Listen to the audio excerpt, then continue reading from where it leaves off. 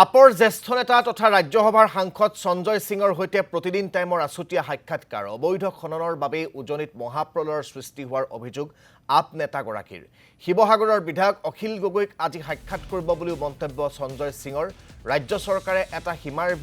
ভিতৰত থাকিহে বানাক্ৰান্তক সহায় কৰিছে বুলি মন্তব্য সাংসদগৰাকীৰ নিৰ্বাচনৰ সময়ত অসমক বানমুক্ত কৰিম বুলি প্ৰতিশ্ৰুতি প্ৰধানমন্ত্ৰী আৰু কেন্দ্ৰীয় গৃহমন্ত্ৰীক দুৰ্যোগৰ সময়তো অসমৰ ৰাইজৰ কাষত থকাৰ আহ্বান সঞ্জয় সিঙৰ অসমৰ বানপানীক ৰাষ্ট্ৰীয় সমস্যা হিচাপে ঘোষণাৰ দাবী আপ নেতাগৰাকীৰ আমাৰ শিৱসাগৰৰ সাংবাদিক মুজাক্কিৰ আহমেদৰ সেই এক্সক্লুসিভ ইণ্টাৰভিউ আপোনালোকলৈ আগবঢ়াইছো এই মুহূৰ্তত উপস্থিত আছোঁ মই শিৱসাগৰত আৰু মোৰ লগত উপস্থিত আছে আপৰ জ্যেষ্ঠ নেতা তথা সাংসদ সঞ্জয় সিং মোৰ লগত উপস্থিত আছে আৰু মই তেওঁৰ লগত আচলতে এক আছুতীয়া সাক্ষাৎকাৰৰ বাবে এই মুহূৰ্তত উপস্থিত হৈছে আৰু মই তেওঁৰ পৰা আচলতে কিছু কথা বতৰা জানিবলৈ বাবে তেওঁৰ ওচৰলৈ যাম আৰু স্যাৰ कल आप आए यहाँ पर देखा आपने सब जगह घूमा कल घूमा आज भी घूमेंगे लेकिन ये जो बाढ़ है वो बाढ़ नहीं सुनामी था एक अपार असम के लिए एक अभिशाप था लेकिन अभी तक जो राज्य दल का प्रेसिडेंट है यहाँ का लोकल जो एमएलए है अखिल गगोई अभी भी थोड़ी दिन पहले भूख हड़ताल में बैठा था केंद्रीय सरकार या राज्य सरकार की तरफ से एक बड़ा पैकेज घोषित कर सकते थे इसके बारे में आप क्या कहना चाहिए देखिए मेरी कल अखिल गगोई जी से भी फ़ोन पे बातचीत हुई और आज संभवतः उनसे मुलाकात भी होगी तो ये पूरा एरिया जो है वो बाढ़ से अफेक्टेड होने के पीछे एक महत्वपूर्ण कारण ये है कि यहाँ इलीगल माइनिंग का काफ़ी जोर चल रहा है जो हिस्सा ये लोग कहते हैं कि विवादित है वहाँ पे कोल माइनिंग स्टोन माइनिंग सब हो रहा है वहाँ तो बाढ़ का जो पानी था जिस फ्लो के साथ आया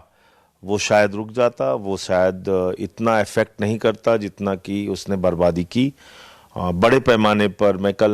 नेपाली कुट्टी और कई गांवों में गया था बड़े पैमाने पे तबाही हुई है लोगों के घर चले गए लोगों के जानवर चले गए लोगों के बिजनेसेस बर्बाद हो गए तो इसके लिए जब तक केंद्र सरकार के द्वारा एक बड़ी मदद नहीं दी जाएगी राज्य को बाढ़ प्रभावित क्षेत्रों को दोबारा खड़ा नहीं किया जा सकता क्योंकि अचानक एक रात को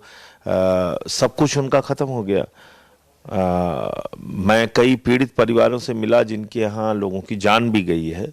उन्होंने बताया कि मुख्यमंत्री जी वहाँ पे आए थे उन्होंने आर्थिक सहायता भी दी तो राज्य सरकार की अपनी जो जिम्मेदारी थी उन्होंने जितना काम कर सकते थे उन्होंने किया राज्य सरकार की अपनी एक सीमा होती है लेकिन अगर आप फिर से उनको अपने पैर पे खड़ा करना चाहते हैं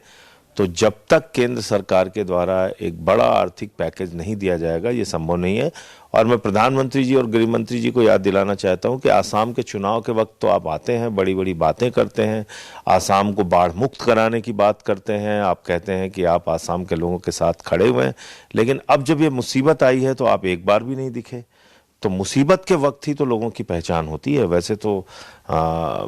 भाषण देके तो सब बहादुर बने रहते हैं इस वक्त में प्रधानमंत्री जी को और गृह मंत्री जी को असम के लोगों के साथ खड़ा होना चाहिए सर ये असम में जो बाढ़ आई है उसमें गृह मंत्री हो या प्रधानमंत्री जी कोई भी नहीं आएगा लेकिन चुनाव के समय वो लोग आते हैं वो प्रधानमंत्री बोलते हैं कि असम अष्टलक्ष्मी है नहीं मैं वही बात आपको बोला कि चुनाव के समय में ये लोग 100 बार यहाँ पे आते हैं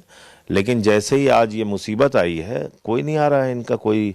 नेता आने के लिए तैयार नहीं है और कोई मदद के लिए अब तक आपने घोषणा नहीं की चलो आप नहीं आ पाए कम से कम आर्थिक पैकेज आप घोषित कर सकते थे असम के लिए तो वो काम इनको करना चाहिए बहुत सारी लोगों की मांग है कि असम की जो बाढ़ है वो उसको राष्ट्रीय समस्या की घोषित कर सकते हैं इसका एक बार पूरा आकलन करके और इसके बाद इसको राष्ट्रीय आपदा घोषित करने की ज़रूरत है बिल्कुल राष्ट्रीय आपदा घोषित की जाए और मैं प्रधानमंत्री को इस संबंध में चिट्ठी भी लिखूंगा कि यहाँ पे इतनी बड़ी तबाही हुई है और इसका आकलन करके इसको राष्ट्रीय आपदा घोषित किया जाए अब तक असम की जो राज्य सरकार है उसका जो काम है उस काम को लेकर आप कितने संतुष्ट हैं नहीं मैं झूठी आलोचना करने के लिए यहाँ पे नहीं आया हूँ और मैंने देखा और लोगों से बातचीत की तो उन्होंने बताया कि मुख्यमंत्री खुद वहाँ पे गए थे और उन्होंने जो पीड़ित परिवार है जिनके घरों में मौतें हुई हैं उनको आर्थिक सहायता भी दी उनको सांत्वना भी दी कि वो उनके साथ खड़े हैं तो जो काम राज्य सरकार ने किया है ठीक है तो उनसे जो हो सकता था उन्होंने किया अब जब तक केंद्र सरकार की मदद नहीं होगी। मैं फिर दोहरा रहा हूँ कि हर राज्य सरकार की अपनी एक सीमा होती है, उस सीमा के तहत ही आप मदद कर सकते हैं। तो राज्य सरकार की ओर से अपना जो करना था उनको उन्होंने किया। अब केंद्र सरकार जब तक बड़े आर्थिक पैकेज का ऐलान नहीं करेगी, ना लोगों के बिजनेस खड़े हो पाएंगे, ना उनको जानवर जो उनकी गायें उनकी मौत हुई हैं उनको फिर से मिल पाएंगी, ना उनके स्कूल अस्पताल फिर से बन पाएंगे, ना उनके एरिया की जो इलेक्ट्रिसिटी और पानी की समस्याएं बिल्कुल इस समय आ गई हैं उनके, क्योंकि पीने का साफ पानी भी नहीं है, बिजली के तार खंभे सब टूट गए हैं। तो उसको सबको खड़ा करने में केंद्र सरकार के एक बड़े पैकेज की ज़रूरत है। असम में ये जो बाढ़ आई है उसका मूल कारण है जो सीमाओं पे चल रहा जो अवैध खनन, अवैध माइनिंग ये हो चुका है, लेकिन अभी तक सरकार ने इन लोगों को कुछ नहीं किया है। मैं वही आपसे कह रहा हूँ कि जो जिम्मेदार है बाढ़ के लिए जो चीज़ें, उसको देखना चाहिए और उस पर कार्रवाई करनी चाहिए। धन्यवाद ज्ञापन निश्चय কৰিছোঁ আপোনাক এই মুহূৰ্তত মুজাক্কিৰ আহমেদ।